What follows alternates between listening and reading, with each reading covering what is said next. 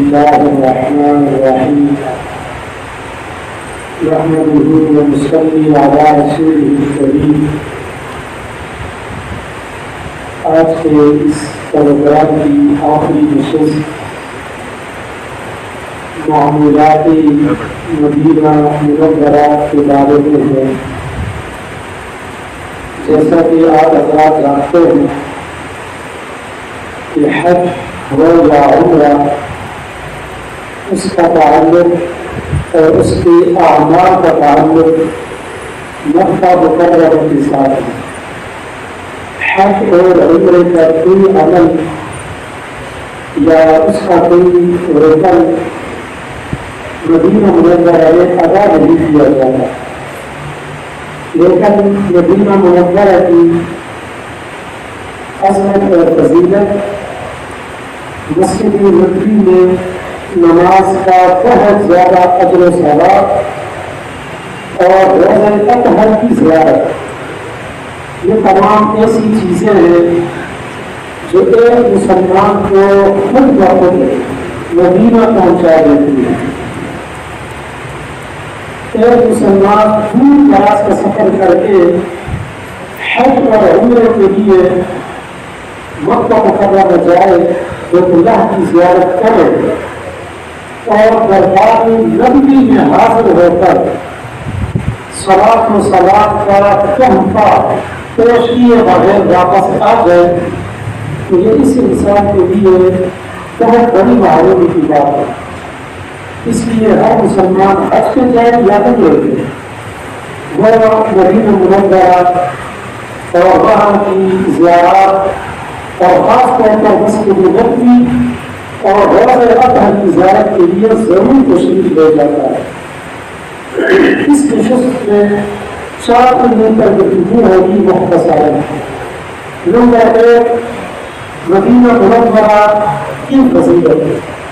Number 2 Masjid Nabawi کی فضیلت، number 3 روزہ اطہر کی زیارت کی فضیلت، نمبر 4 روزہ اطہر کی زیارت کے آداب. پہلی بات مدینہ منورہ کی فضیلت. مدینہ منورہ کی فضیلت کے لیے اتنی بات آتی ہے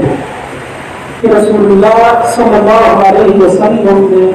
یہاں پر 10 سال قیام فرمایا. یہی پر مسجد نبوی ہے، یہی پر وہ میدان ہے جہاں حق اور باطل کی فیصلہ جنگ ہوئی، اور اسی سرزمین پر شہداء احد اور شہداء بدر آرام فرما ہے. اور سب سے بڑھ کر خود رسول اللہ صلی اللہ علیہ وسلم کی ذات اقدس مدینہ منورہ میں تشریف فرما ہے اور آرام فرما ہے. اس کے باوجود احادیث میں مدینہ منورہ کے بہت زیادہ فضائل آئے ہیں. ایک حدیث میں آتا ہے رسول اللہ صلی اللہ علیہ وسلم نے ارشاد فرمایا من استطاع ان يموت بالمدینہ فلیمت بها فإنی اشفع لمن يموت بها. جو شخص اس بات کی طاقت رکھتا ہے کہ وہ مدینہ منورہ میں گئے تو چاہیے انہیں ہی لے جائے گا، کیونکہ میں قیامت کے دن مدینہ میں مرنے والے کے حق میں سفارش کروں گا، اور کہنے والا میں آتا ہے کہ میں اس کے حق میں گواہی دوں گا. بہت بڑی سعادت کی بات ہے کہ مدینہ منورہ میں ایمان کی حالت میں موت نصیب ہو جائے اور جنت البقیع کی بھٹی نصیب ہو جائے. کیونکہ جنت البقیع میں جتنے حضرات مشہور ہیں قیامت کے دن کو رسول اللہ صلی اللہ علیہ وسلم کی معیت نصیب ہو گئی. عبداللہ بن عمر کی روایت میں رسول اللہ صلی اللہ علیہ وسلم نے ارشاد فرمایا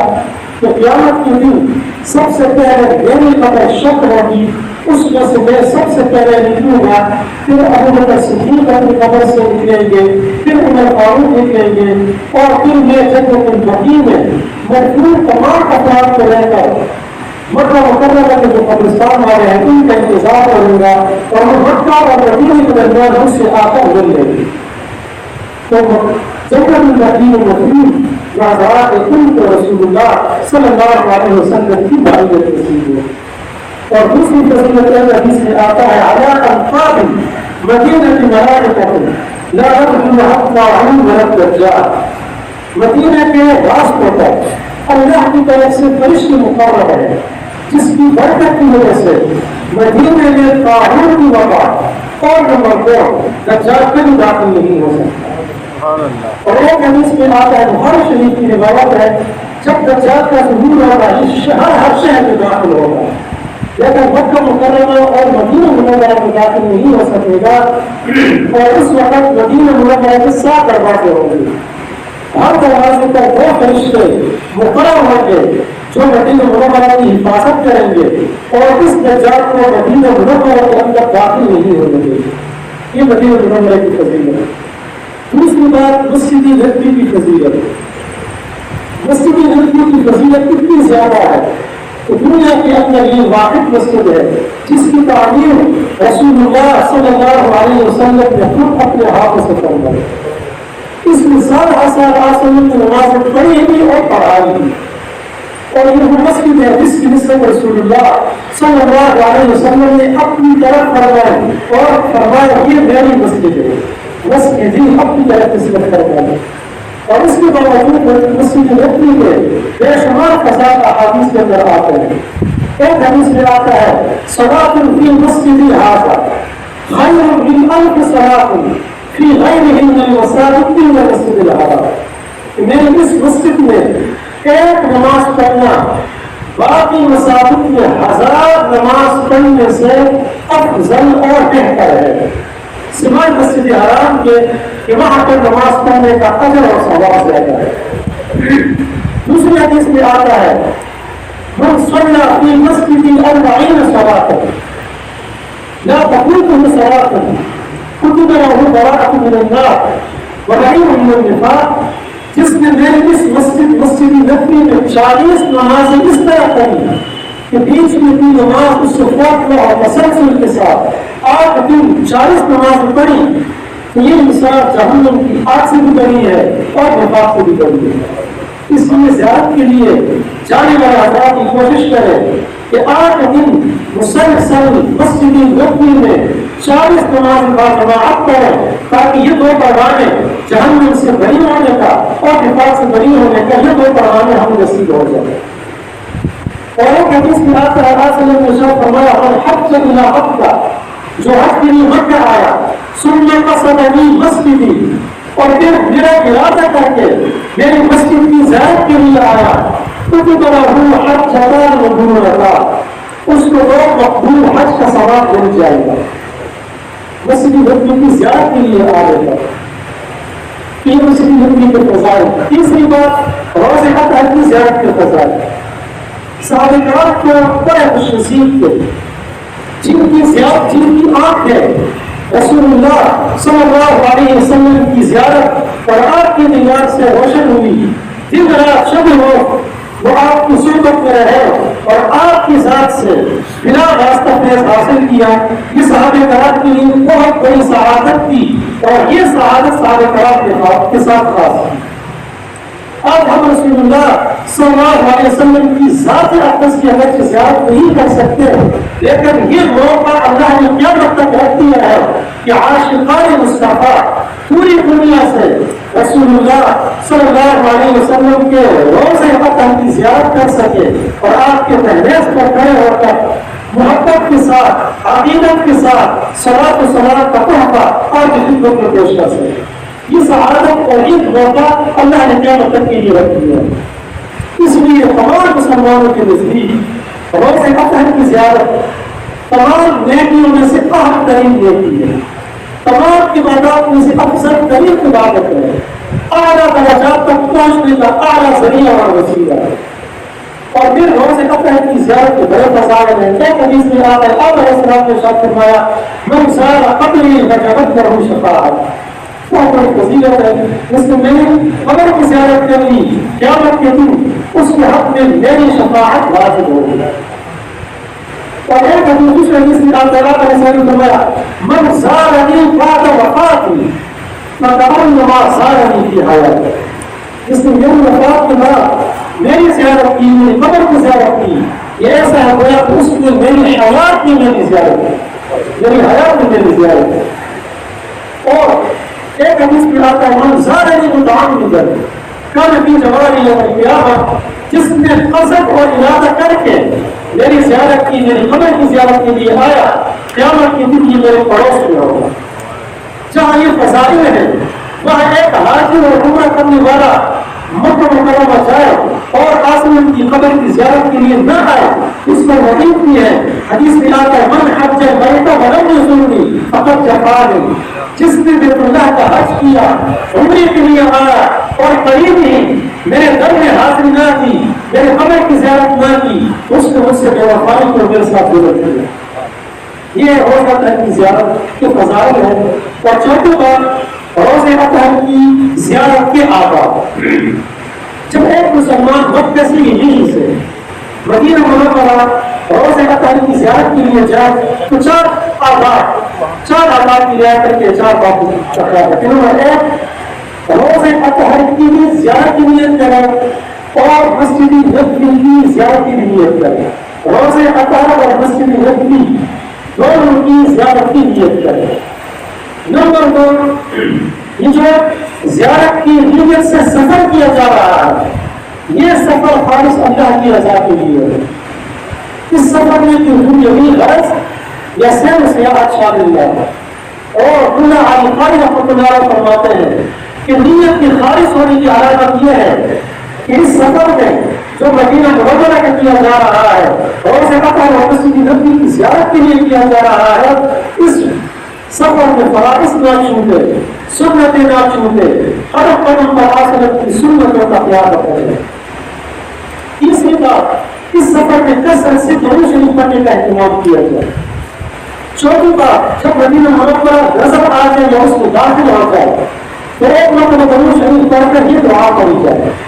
اللهم هذا حرم نبيك فاجعله لي وقاية من النار وأمانا من العذاب وسوء الحساب۔ ان چار باتوں کی رعایت کرتے ہوئے جب آپ مدینہ منورہ پہنچ گئے اور اپنا سامان اپنی رہائش کا اور ہوٹل میں رکھ دیا تو مدینہ منورہ پہنچنے کے بعد 6 جگہوں کی زیارت کی جاتی ہے۔ 6 جگہوں کی، نمبر 1 مسجد نبوی، نمبر 2 روضہ اطہر، نمبر 3 جنت البقیع، نمبر 4 مسجد خدا اور نمبر 5 شہداء احد، اور نمبر 6 دیگر مسجد مدینہ منورہ میں جو متحرک مقامات ان کی زیارت کی جاتی ہے۔ مدینہ منورہ پہنچ کر سب سے پہلے مسجد نبوی میں جانا اور مسجد نبوی کی زیارت کرنا یہ سب سے افضل اور بہتر ہے، کیونکہ رسول اللہ صلی اللہ علیہ وسلم کا معمول کی پوری زندگی یہی تھا کہ جب بھی آپ سفر سے تشریف لاتے مدینہ منورہ میں داخل ہوتے تو سب سے پہلے مسجد نبوی میں تشریف لے جاتے اور اس کے بعد اپنے حجرے اور وہاں تشریف لے جایا کرتے تھے۔ لہٰذا اب مسجد نبوی میں داخل ہونے کے 4 آداب بیان کیے جاتے ہیں۔ مسجد نبوی میں داخل ہونے کے 4 آداب۔ نمبر 1، اپنی رہائش اور ہوٹل میں غسل کر لیا جائے، بہترین کپڑے پہن لیے جائے اور خوشبو لگا دی جائے۔ اور نمبر 2، اپنی رہائش سے روانہ ہو کر جب مسجد نبوی میں داخل ہو تو مسجد کی آداب کی یاد کرتے ہوئے نمبر 2 دایاں پاؤں پہلے رکھے اور ساتھ ہی مسجد میں داخل ہونے کی جو دعا ہے وہ کی طور پہ وہ دعا کر لی جائے۔ نمبر 3، مسجد نبوی میں داخل ہوتا ہے اعتکاف کی نیت کر لی جائے، جب تک آپ وہاں پڑھیں گے اعتکاف کا ثواب ملتا رہے گا۔ نمبر 4، مسجد نبوی میں داخل ہو کر تحیۃ المسجد پڑھیں۔ مسجد نبوی میں داخل ہونے کے بعد اور روزہ اطہر کی زیارت سے پہلے، مسجد نبوی میں داخل ہونے کے بعد روزہ اطہر کی زیارت سے پہلے تحیۃ المسجد کا پڑھنا افضل اور بہتر ہے، اس لیے کہ تحیۃ المسجد کا پڑھنا یہ اللہ کا حق ہے اور روزہ اطہر کی زیارت کرنا یہ رسول اللہ کا حق ہے اور اللہ تعالیٰ کی یہاں پر مقدم ہے۔ اور حدیث میں اس کا ذکر موجود ہے، ایک مرتبہ حضرت جابر رضی اللہ تعالیٰ عنہ سفر سے تشریف لائے، مسجد نبوی میں داخل ہوئے اور فوراً آسان کی خدمت میں حاضر ہوئے۔ آسان نے پوچھا کہ اے جابر آپ نے مسجد نبوی میں داخل ہو کر اللہ کے گھر میں داخل ہو کر تحیۃ المسجد پڑھ لی؟ عرض کے نہیں پڑھی. آپ نے فرمایا پہلے اللہ کا جو حق ہے مسجد میں, اللہ کے گھر کا جو حق ہے, اللہ کا حق ہے تحیۃ المسجد وہ پڑھو, اس کے بعد میں نے زیارت کے لیے آیا. اس لیے مسجد نبوی میں داخل ہونے کے بعد روز رمضان کی زیارت کے لیے جانے سے پہلے دو رکعت تحیۃ المسجد پڑھی جائے. اور بہتر یہ ہے کہ یہ ریاست جگہ میں پڑھی جائے. اور اگر وہاں جانے کا ہمارا قریبی طور سے مخصوص اوقات ہے تو مسجد نبوی میں کہیں بھی دو رکعت پڑھ سکتے ہیں. اور ان دو رکعتوں میں کیا کریے کہ پہلی رکعت میں سورہ کافرون اور دوسری رکعت میں سورہ اخلاص پڑھی جائے. کیونکہ سورہ کافرون میں شرک کا انکار ہے اور سورہ اخلاص میں اللہ کی توحید کا انکار ہے. یہ چار کام ہونے کے بعد دوسرے موقع روز اضحیٰ کی زیارت کے لیے جانا ہے. تو اگر آپ نے یہ دو رکعتیں ریاض الجنہ میں ادا کی ہیں تو وہیں سے آپ سامنے کی طرف چلے جائیں تو مواضعہ شریف ہے. اور اگر آپ نے یہ دو رکعتیں مسجد نبوی میں کسی اور جگہ ادا کی ہے جو دروازہ ہے باب الصلاۃ کے نام سے, اس میں آپ داخل ہو جائیں, وہیں سے لین لگی ہوئی ہوگی اور اس لین میں لگ جائیں اور عقیدت اور احترام کے ساتھ اس لین میں لگ کر مواضعہ شریف تک پہنچنے کے درمیان جتنا وقت لگتا ہے عقیدت اور احترام کے ساتھ کثرت سے درود شریف پائے. سب سے بہتر درود ابراہیمی ہے. اور جب آپ مواضعہ کے سامنے پہنچ جائیں, مواضعہ کے سامنے پہنچ جائیں تو وہاں پر 3 گول دائرے بنے ہوئے ہیں. 3 گول دائرے. پہلا گول دائرہ نسبتاً بڑا ہے, باقی 2 گول دائرے نسبتاً پہلے گول دائرے کے مقابلے میں چھوٹے ہیں. جب آپ چلتے چلتے پہلے بڑے گول دائرے کے سامنے پہنچ جائیں گے تو یوں سمجھے کہ آپ سرکار دو عالم رسول اللہ صلی اللہ علیہ وسلم کے چہرے انور کے بالکل سامنے, اور اس موقع کو اپنی غنیمت سمجھتے ہوئے اور اس موقع کے آداب اور جو اس کی جو ہے عقیدت اور احترام ہے وہ دل میں رکھتے ہوئے یہاں پر انتہائی عقیدت کے ساتھ رسول اللہ صلی اللہ علیہ وسلم کی ذات اقدس پر صلاۃ و سلام کا تحفہ پیش کرے. اور یہاں پر کون سلام پیش کرے؟ مولانا عبدالواحید سکری صاحب دعوت برکات العالم فرماتے ہیں, لکھتے ہیں, اس کی بات جواب ملی ہے کہ اس میں وہی سلام پیش کرنا زیادہ افضل ہے جو سلام ہم ہر نماز میں التحیات میں پیش کرتے ہیں. السلام علیکم ایھا النبی ورحمۃ اللہ وبرکاتہ. اور مظاہر حج میں شیخ الحدیث حضرت زکریا رحمۃ اللہ علیہ نے ایک حدیث نقل کی ہے. حدیث میں آتا ہے کہ جو آپ کی مواضع شریف پہ پہنچ کر اور آپ کی آیت پڑھے ان اللہ وملائکتہ یصلون علی النبی یا ایھا الذین آمنوا صلوا علیہ وسلموا تسلیما, اور یہ پڑھ کر 70 مرتبہ یہ پڑھے صلی اللہ علیہ یا محمد, صلی اللہ علیہ یا محمد. تو ایک فرشتہ آسمان سے اتر کر کہتا ہے کہ اللہ تجھ پر رحمت نازل فرمائے اور اللہ تیری ہر حاجت پوری فرمائے. یہ الفاظ صلی اللہ علیہ یا محمد. ملا علی قاری کی حدیث کے تحت لکھتے ہیں کہ یہاں پر صلی اللہ علیہ یا محمد کی بجائے صلی اللہ علیہ یا رسول اللہ تعالیٰ کو زیادہ کہتا ہے, کیونکہ یا محمد کے اندر کتاب ہے اس سے مدد کیا گیا, اس کو بےحد کی کبھی کہہ دیا. تمہارا ہاتھ اس پر عمل کرنے یا السلام علیکم ایھا النبی ورحمۃ اللہ کہنا دونوں درست ہے, لیکن یہاں پر اس بات کا خیال رکھنا ضروری ہے کہ اس صلاۃ و سلام آپ مواضع شریف پر کھڑے ہو کر عقیدت اور احترام کے ساتھ پیش کریں گے. یہ بہت زیادہ اونچی آواز سے بھی نہ ہو, بہت زیادہ پست آواز سے بھی نہ ہو, درمیانی اور معتدل آواز میں. اور یہاں صلاۃ و سلام پیش کر کے مزید جو قدم آپ آگے کریں گے تو دوسرا جو بہت دائرہ ہے جس کا چھوٹا ہے اس کے سامنے آپ ہوں گے. یہاں پہنچ کر آپ سمجھیں کہ آپ صدیق رضی اللہ تعالیٰ عنہ کے چہرے انور کے سامنے.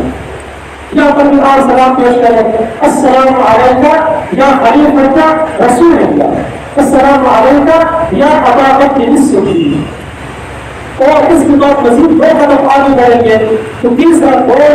دائرہ ہوگا جو دوسرے گول دائرے کی طرح ہوگا داخلی اتنی ہی وقت ہوتا ہے وہاں پر آپ پہنچے تو سمجھیں کہ آپ حضرت فاروق رضی اللہ تعالیٰ عنہ کے چہرے اللہ کے سامنے یہاں پر بھی آپ سلام پیش کریں اور سلام پیش کرنے کے بعد آگے نکل کر یہ پہ کھڑے ہو کر آپ جو ہے اللہ تبارک و تعالیٰ سے پھر بھی رات دعائیں کر کے اپنی دنیا میں اور بھی آزاد کی ایمان کی سلامتی کی اور ہر بدل کی بانی روز حتر کی زیارت کرنے کے بعد چوتھے نمبر پر جنت البقیع کی زیارت اسی روزہ پر سے سیدھا آگے نکلے مشرق کی طرف جنت البقیع قبرستان ہے جس کی دیوار مسجد نبوی کی بالکل قریب آ چکی ہے اس جنت البقیع کی زیارت کرنی چاہیے اور امام مالک فرماتے ہیں کہ جنت البقیع میں 10,000 صحابہ کرام مدفون ہیں تمام اہل بیت مدفون ہیں اور تمام ازواج مطہرات سوائے دو ازواج مطہرات کے سب یہیں پر مدفون ہیں وہاں پر زیارت کی جائے ان کے اپنے لسان ثواب بھی کرے دعا بھی کرے وہاں برکت بھی حاصل کرے جنت البقیع کی زیارت ہونے کے بعد 5ویں نمبر پر مسجد القباء کی زیارت کی جائے مسجد القباء جو مسجد نبوی سے چند کلومیٹر کے فاصلے پر ہے یہ وہ مسجد ہے جہاں پر ہر ہفتے کے دن آسان تشریف لے جاتے اور وہاں پر نماز ادا کیا کرتے تھے مسجد القباء میں 2 رکعت نفل کا پڑھنا یہ ایک عمرہ کرنے کے برابر ہے ایک عمرہ کرنے کے برابر ثواب ملتا ہے اور یہ زمین پر مسجد حرام مسجد نبوی اور مسجد اقصی کے بعد زیادہ فضیلت والی لوگ مسجد نبوی مسجد قباء اور مسجد قباء کی زیارت کرنے کے بعد 6 نمبر پر شہداء احد کی زیارت کے لیے بھی انسان چلا جائے وہاں جو شہداء احد کی زیارت کر لے اور میرا عالم رحمۃ اللہ علیہ فرماتے ہیں کہ 2 نیتیں کی جائے شہداء احد کی زیارت اور نمبر 2 جو جبل احد ہے اور پہاڑ ہے اس کی زیارت کی نیت کی جائے کہ جس طرح شہداء احد کی زیارت کی فضیلت ہے تو پہاڑ کی بھی فضائل احادیث میں آتے ہیں اور اس کی زیارت کی بھی الگ سی فضیلت ہے اور 6 نمبر پر مدینہ منورہ میں مدینہ مقدس مقامات اور ان کی بھی زیارت کی جائے اور جب ان تمام مقامات کی زیارت ہو جائے تو آخر میں جب تک آپ مدینہ منورہ میں قیام کی حالت میں ہے تو مدینہ منورہ کے قیام میں 4 باتوں کا خاص خیال رکھا جائے 4 معمولات کا اہتمام کیا جائے نمبر 1 کثرت سے درود شریف درود شریف کو بہت نہیں کرنا یا تو بہت کر لیں وہاں پر کثرت سے درود شریف نمبر 2 کثرت سے قرآن کریم کی تلاوت کم از کم 1 قرآن کا ختم ہے نمبر 3 روزہ افطار کے سامنے سے اندر میں جب باہر قبلے کی طرف اگر دل مقابل گزرے تو وہاں پر ویسے بھی گزرے روزہ افطار کے سامنے کھڑے ہو کر اس بات کو سلام کرتے ہوش کرتے پھر جو ہے وہاں سے گزر جائے اور نمبر 4 زیادہ وقت مسجد نبوی میں گزارے پھر خصوص ریاض جنت میں گزارے کہ ریاض جنت جو جنت کا ٹکڑا ہے وہاں جتنی زیادہ نماز پڑھی جائے گی جتنی زیادہ عبادت کی جائے گی اس کا اجر و ثواب مسجد نبوی کے دیگر حصے میں عبادت کرنے کی نسبت زیادہ ملے گا اور جب آپ نے مدینہ منورہ کے قیام کے دوران ان 4 باتوں کا اہتمام کیا اور وہاں سے پھر واپسی ہو تو واپسی کے 4 آداب اور 4 باتوں کا خیال کر کے نمبر 1 سب سے پہلے مسجد نبوی میں جائے اور وہاں پر 2 رکعت نفل الوداعی پڑھ لیں نمبر 2 روزہ افطار کی زیارت کے لیے جائیں اور روزہ افطار میں جو ہے الوداعی سلام پیش کر لیں نمبر 3 اپنی تمام حاجات بالخصوص حج اور عمرہ اور زیارات کی قبولیت کی دعا کر لیں اور خاص طور پر یہ دعا کریں کہ یہ حاضری آخری حاضری ہے بلکہ اللہ تبارک و تعالیٰ اس بات کی حاضری بار بار نصیب کرنا ہے اور نمبر 4 رخصت ہوتے وقت کوشش کریں کہ آنکھوں سے آنسو بھی جاری ہو جائے آنکھوں سے آنسو کا جاری ہونا یہ اعمال اور عبادات کی قبولیت کی نشانی ہے اگر آنکھوں سے آنسو جاری نہیں ہوگا تو کم از کم رونے والے کسی شکل بنا لی جائے اور پھر انتہائی غم حسرت اور افسوس کے ساتھ جو ہے وہاں سے بات چیت کی جائے تو ان حالات کے ساتھ اگر مدینہ منورہ جائیں گے تو ان شاء اللہ وہاں کے جو فضائل ہے وہاں کے جو برکات ہے اور وہاں کے جو امارات ہے وہاں کے نصیبی ہوگی اور عبادات کی قبول ہوگی اللہ تبارک و تعالیٰ ان تمام باتوں کو سمجھ لیں اور ان کے مطابق مدینہ منورہ میں وہاں کے جو معمولات ہیں اور وہاں کی جو زندگی ہے جو ایام ہے ان